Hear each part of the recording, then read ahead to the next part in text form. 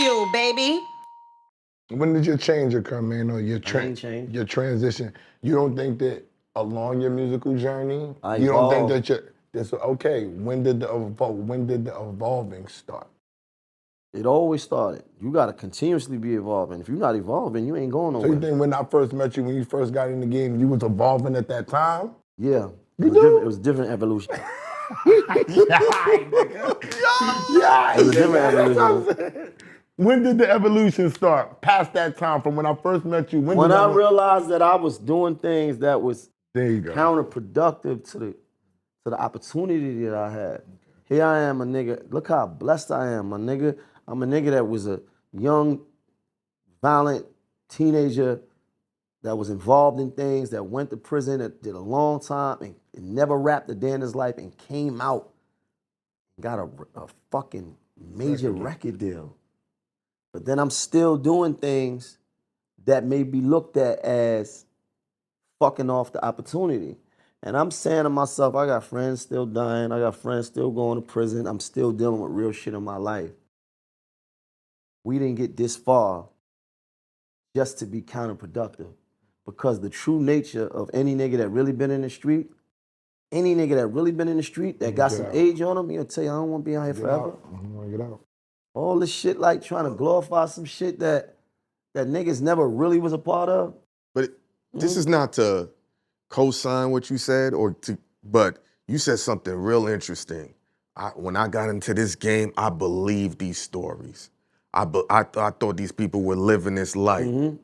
And you know, over time, we've seen it's a lot of production. And there's a lot of people that are having a difficult time knowing that marketing made them fall in love with an artist. So I can understand your point where you're like, hold up, wait, y'all not tough? What the? That's a culture shock. But the problem with that is, especially coming from where I came from, so I'm coming from two environments. I'm coming from prison and then I went back in the street. Yeah. Right? Those are the only two places I've ever been to in my life. I hadn't traveled, I haven't experienced life, I hadn't touched other cultures, I hadn't tasted other food. So I really was just a hood nigga, right? So that my mentality was very small, right? And now I'm in this world where I'm like, these niggas, I'm the real thing. Like, we really doing this shit. Like, we really doing that. Like, trying to win an award for being what? The most realest? You ain't gonna win no award for that, bro. There's no award for being, you're not gonna out tough this shit. You're not gonna out gangster this shit. Like, it's stupid, right? So this is what I had to learn. So I had to learn because nobody was really coming to me and saying, yo, bro, I see where you at. Let me give you some game on this side. And me and most of my guys, we learning as we go because we don't know no better, right? We don't really know no better. What you mean y'all came over here and y'all beat this nigga senseless? We thought we supposed to do that. That's the only thing we understand. How you feel about and how you deal with all of like the internet trolling shit? At first, it bothered me because I was not used to people ever even talking a certain type of way to me or about me. So when it was like niggas is running off all these wild, stupid lies and made up stories on me, and I'm like, what?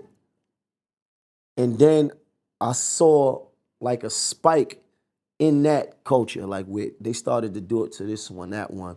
They bringing up this nigga, this one is a rat, that one's a rat, this one did this one did that. And I just realized that was the way for them to have their voice. Like that was a way, that became a subculture, the subculture of sensationalizing these little stories, and they call it content. And that's for them to be able to monetize their page and make money. How do you feel about this new culture of everybody diving into people's paperwork? And then now I've heard they've changing the rules of snitching, and this is just me hearing. I don't understand the street culture from that capacity where they're saying, if you did the crime and we all did it, but you decide to tell on yourself to make sure your people don't get jammed up, you take the rap, that's still considered snitching. And I'm like, how? I never even heard of that. Yeah. And I don't listen to niggas that talk about things that they haven't even been involved in. Nasty work. Who, Yeah. like you, Yeah. you sitting on a computer, you've never been involved in no heinous crimes, bro. You've not been involved in no real crime to even be put in a situation to even know how you would react in that situation. That's So I don't know. same thing. Niggas, man. Cause I'm like, everybody diving into people paperwork. I'm like, what's the point? I don't look. The paperwork thing is a real thing because you should, if there is paperwork on a nigga and it's real, and it's then so be it, right? I'm not here to I'm not pro for this or nay for that. You. I'm just saying if that's the realm that you exist in, at least you have that. Niggas done said shit about me and not have nothing to prove, nothing what they saying. They just running off their mouth, right? So if that is a real thing, then it is what it is, right? Every man is accountable for his actions. So it's what it is, you know? I just don't get it. I don't even give it nothing no more. Anytime I try to put myself on the internet and fight back or say something back to a nigga or try to diffuse something, it never worked in my favor. Never worked in my favor. Anytime I did that, I sat back and was like, damn, well, that didn't work. You did not say shit. I was better off not even saying that. Shit. My whole thing is that if you are who you say you are, like you this gangster nigga to stand third, right? And you beef with a nigga on the internet, you know you can't do nothing now. How gangster are you really? If you beef with a nigga on the internet and you gotta put hands on a nigga, everybody's safe behind their coming to your keyboard. house. But most of the people that do the stuff that they do and run the type of content they run, where they like going at different niggas and always got a story about, most of them people, they've already understood that they don't be in traffic. Like you don't never, like I've never seen none of these people ever, because it's already understood that that's not, they not even in that social circle. They not outside. They don't like, they not where the niggas. They not in the BBO circle, nigga.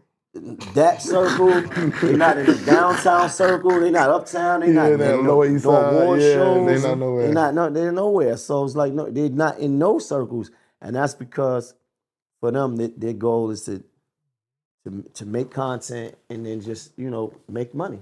And troll. But what he says to make the money off the clicks, off of somebody else's. Right, but that's what it is. I don't think it holds, I think the audience is smarting up to it now, though. I think it don't hold as much weight as it did 4 or 5 years ago when it was like, oh my God, you see what they saying about such and such? It's like whatever, because it's too much content. It's too much of that. When you had two people doing one thing that's never been done before, it was sensationalized. It was like, oh shit. But now you got 50 niggas doing the same thing.